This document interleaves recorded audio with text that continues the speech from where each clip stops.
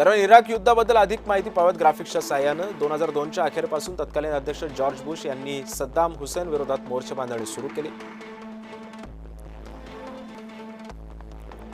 इराणकडे विनाशाची भयावह शस्त्र आहेत असा अमेरिकेनं कांगावा केला।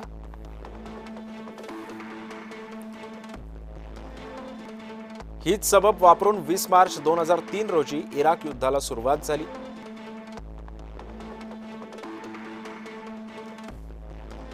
तेरा डिसेंबर 2003 रोजी सद्दाम हुसेनला पकडण्यात आलं आणि फाशी देण्यात आली। त्यानंतर 8 वर्ष प्रत्यक्ष अप्रत्यक्षरित्या इराकवरती अमेरिकेनं कब्जा केला। इराकमध्ये लोकशाही सरकार प्रस्थापित करण्याचे अमेरिकेचे प्रयत्न होते,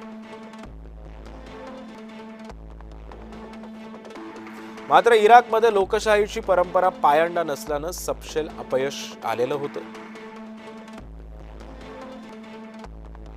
परिणामी अनेक प्रांतांमध्ये यादवी युद्ध, नरसंहार हा झाला। अनेकदा इराकचं नेतृत्व बदलून सुद्धा काहीच फरक पडला नाही।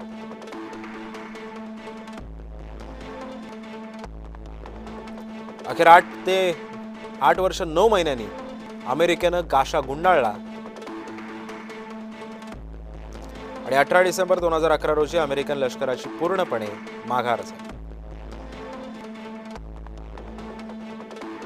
इराकी नागरिकांची चिंता न करता इराकमधून तेलाचा प्रवाह सुरू राहील याची दक्षता घेतली गेली।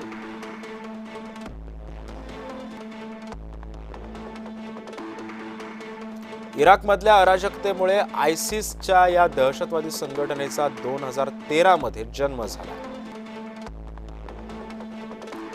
पुढची अनेक वर्ष आयसिस कडून जगातील अनेक शहरांमध्ये दहशतवादी हल्ले झाले। 13 वर्ष उलटून येथील आयसिसला समूळ नष्ट करणं अमेरिकेसह कुठल्याच देशाला जमलं नाही। केवळ तेलासाठी अमेरिकेनं इराक बेचिराख केला आणि आयसिसच्या जन्माला कारणीभूत ठरले।